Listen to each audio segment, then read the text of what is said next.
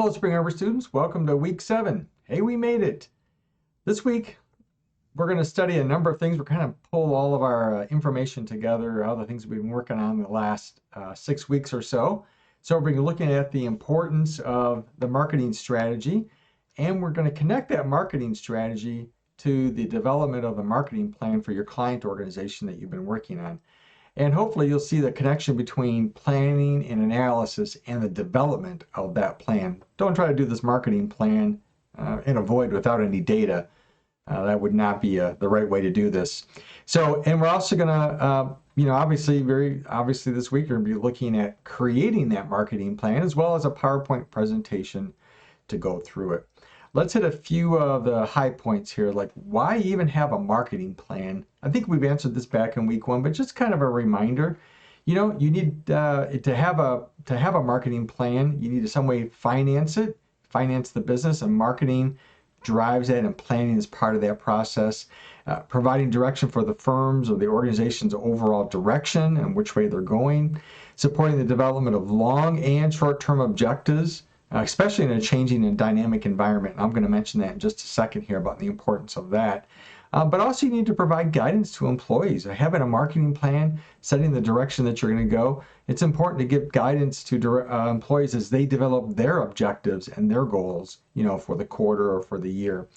And then also to serve as a standard against which you can measure, or the firm can measure, the organization can measure its success. If you don't have a plan, any goals, like how will you know that you're actually, going in the right direction? I guess you can always use your P&L, but that isn't always the right measure either. Now, when we talk about strategies in marketing, we've looked at a number of these throughout the course. The Boston Consulting Group's matrix, the SWOT, the 5 forces, the portfolio analysis. But let's answer the bigger question about why we want to do this. We do these strategies so that we can identify, not just the target market, but also all the segmentation that goes on inside that market. It's going to be important for you to understand where your customer lands in the marketplace and which segment or segments that they're in. We also want to study the marketing environment, and using some sort of a strategy, a lens to look through, helps us look at those environments that are out there. Who are the competitors? What are the big developments in terms of innovation and that sort of thing going on inside of the marketplace? What's the pricing like? And then from that you can create, and it's important as part of the strategy, to create what we would call like an optimal marketing mix. I want to put the pause button on for a moment, and also talk about how often do we have to do these marketing strategies. Is this a one and done, do it once a year sort of thing? One of the people that I've read quite a bit about and really enjoy reading about his strategies in organizations is a guy named James Thompson. And he has like 66 different propositions or hypotheses that he offers up about businesses from an organizational lens. Now, sometimes when you study research, you have to remember which lens, which conceptual framework is this researcher, this writer looking at business through, or how he's looking at the situation, which lens. So Thompson uses an organizational development lens in most of his writing. And here's what he says, though. He says that organizations experiencing frequent changes in what he calls the task environment, we'll just say it's the external environment for now, but organizations experiencing frequent changes in the external environment need to frequently reassess their organizational goals. In other words, if you're in the marketplace where there's a lot of changes happening, doing a once every year strategy may not be enough to adjust your goals. So the strong suggestion I'm giving you is assess how quickly changes are going on inside the environment where you're at, which business marketplace you're in. And if it's frequently changing, don't be afraid to re-strategize and change your goals. For example, right now in the environment that we're in our staffing industry, a lot of changes happening very, very fast in different industries.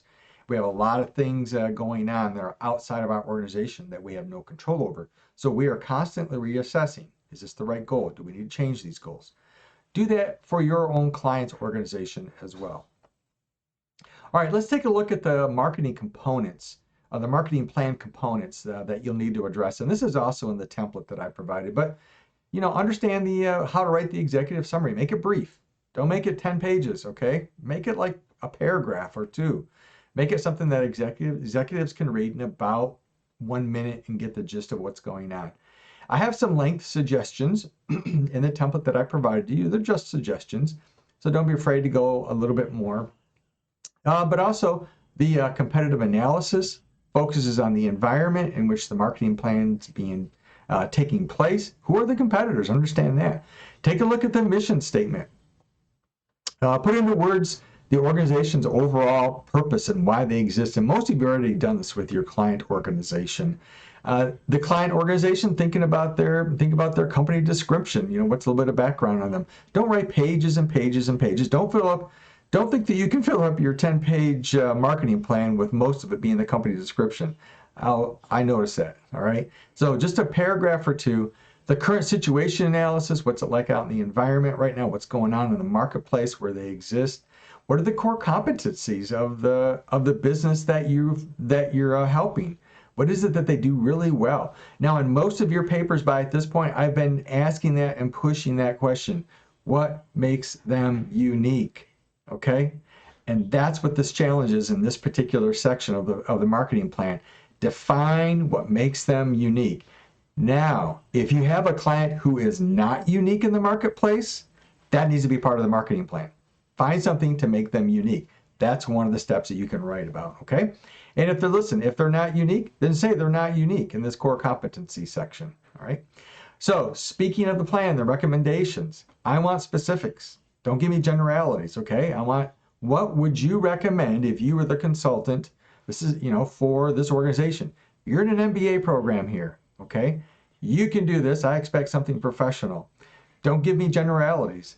Be specific. I would recommend this, 3 to 5 recommendations. Give me a word or two about justification and provide a citation from the course text or some other credible source, scholarly source that supports that recommendation. I don't want you just pulling these out of the air and giving me your opinion, okay? Give me an estimated cost, if there is one, associated with that recommendation. And how long would it take to implement that once you had approval or once the company said go? Again, just an estimate, the best you can do on that, all right? And then I'm looking for how would you monitor this? How would you know that your changes are really making a difference for your client organization? So give me 1 or 2 KPIs, key performance indicators. Give me a name, like what would they be? A short description. I'm not looking for long paragraphs here. Just give me a short description of the name. And then again, include some justification why that particular KPI, that particular metric is important to measure the success of the recommended changes. Okay? All right, now listen. We're in the last week here, working on the writing template, working on the plan itself and a presentation. And so I've given you a writing template. I strongly encourage you to use it. Can I say that again? Strongly encourage you to use it. All right? And then the presentation template is just a beginning point. But again, I strongly encourage you to start with something like this template to get you going in the right direction. Okay, I think that's it. I think I've noted everything. Make sure you pay attention to the response or the things that are due coming up. It looks like I got cut off a little bit.